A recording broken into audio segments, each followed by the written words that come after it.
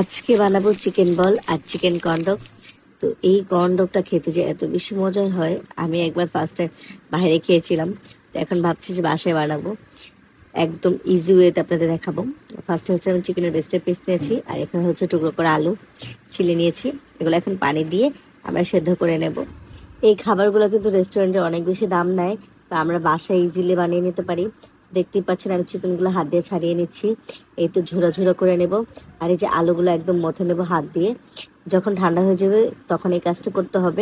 এবার এর মধ্যে কিছু মশলা দেওয়া লাগবে, যেমন পেঁয়াজ, কাঁচামরিচ আর হচ্ছে হলুদ গুঁড়া, মরিচ গুঁড়া, ধনিয়া গুঁড়া, জিরার গুঁড়া, লবণ আর হচ্ছে গোলমরিচের গুঁড়া কালোটা। এগুলো দিয়ে আমি ভালোভাবে সবগুলো একসাথে একত্রে মিক্স করে নেব। আপনারা চাইলে ম্যাগি মশলাটাও এখানে ইউজ করতে পারেন, কোনো সমস্যা নেই, যে যেটা মশলা দিতে পারেন। এবার হচ্ছে ময়দা আর হচ্ছে মরিচের গুঁড়া, লবণ দিয়ে একটা ব্যাটার তৈরি করে নেব। আপনারা চাইলে ডিম ইউজ করতে পারেন, বাট আমার মনে হয় যে এই ব্যাটারটা দিলে খুবই মজা লাগে। এই তো দেখতে পাচ্ছেন একটা ব্যাটার তৈরি করে নিচ্ছি। এবার হচ্ছে আমরা চিজগুলো কেটে নেব, একদম স্লাইস স্লাইস করে কেটে নেবো। আপনার চাইলে একটু মোটা করেও কাটতে পারেন। আমি দেখতেই পাচ্ছেন আমি কিভাবে কাজটা করছিলাম।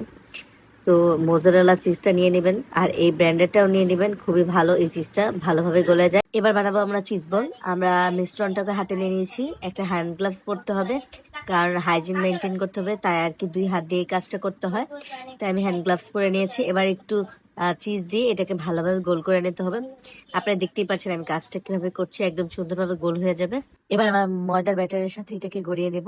নেওয়ার পর এখানে হচ্ছে আমাদের ব্রেড ক্রামস, এই ব্রেড ক্রামস দিয়ে আরো ভালোভাবে এগুলাকে গড়িয়ে নেওয়া লাগবে, যেন আটার যে আটা সেটা যেন না লাগে। দেখতে পাচ্ছেন কি সুন্দর পরিমাণে গোল হয়ে গেছে। এবার আমি সবগুলো এক এক করে বানিয়ে ফেলবো। তো এই যে দেখেন আমরা এই কাজটা সবাই একসাথে করছি, বাসায় যতগুলো মানুষ ছিল সবাই আর কি আরো কাজ করছিলাম, কারণ ইফতারি টাইম প্রায় চলে আসছে। এই তো আমরা হাতে তাড়াতাড়ি করে করছিলাম। এবার আমরা আরেকটা জিনিস বানাবো, এখানে কর্নডগ যেটা সেটা বানাবো সসেজ দিয়ে বা শাসলিকের কাঠি দিয়ে। শাসলিকের কাঠির মধ্যে দিয়ে দিচ্ছি আমরা সসেজ আর দিয়ে দিচ্ছি চিজ। এবার এই ব্যাটারগুলো যেগুলো ছিল, যেগুলো আমরা মাখিয়ে নিয়েছি, এই ডোগুলো আমরা এটার মধ্যে আর কি মুড়িয়ে দিয়ে দিব, দেখতে পাচ্ছেন। আর এটা খেতে যে খুবই মজা লাগে, এত বেশি মজা লাগে আপনারা কি বলবো। অবশ্যই আপনারা এগুলো ট্রাই করবেন, বাইরের থেকে না কিনে। অবশ্য বাসায় হেলদি খাবার বানালে আমার মনে হয় খুবই ভালো হয়। এবার ব্যাটার দিয়ে এটাকে গড়িয়ে নিয়েছি। এবার আবারও ব্রেড ক্রামের সাথে আবার এগুলোর সাথে মুড়িয়ে নিচ্ছি। দেখতে পাচ্ছেন আমি কাজগুলো কিভাবে করছি। এবার আমি তেল দিয়ে এগুলো সবগুলো ভেজে দেব। এখানে আমি ডুবো তেল দিয়ে দিয়েছি। এবার এই তো দেখতে পাচ্ছেন হালকা আছে, একদম বেশি না মাঝারি আছে। এগুলো আমি লাল লাল করে ব্রাউন করে ভেজে নেব। আর হ্যাঁ, চিজটা অবশ্যই গলা গলা করতে হবে, চিজটা যেন গলে যায়, তার জন্য আর কি আঁচটা একদম কম রাখতে হবে। দেখতে পাচ্ছেন আমার খাবারগুলো দেখতে কতটা সুন্দর লাগছে আর কতটা লোভনীয় লাগছে। এবার আমি একটু একটু করে উল্টে পাল্টে নেব এই খাবারগুলো।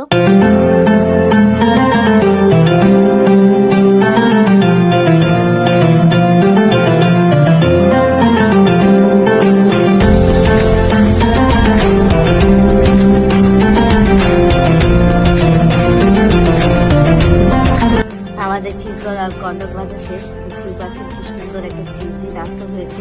আমরা কিন্তু সবাই তাড়াহুড়ো খাচ্ছি, কারণ আমাদের এখানে আজান দিয়ে দিয়েছে। এই তো দেখতে পাচ্ছেন কি সুন্দর চিজটা গলে একদম বের হয়ে যাচ্ছে, আর সস দিয়ে খেতে যে কি পরিমাণে মজা লাগছে। আপনারা অবশ্যই এই রমজানে বানানোর চেষ্টা করবেন আর পরিবারের সাথে আনন্দে খাবেন। আজকের মতো বিদায় নিচ্ছি, আল্লাহ হাফেজ।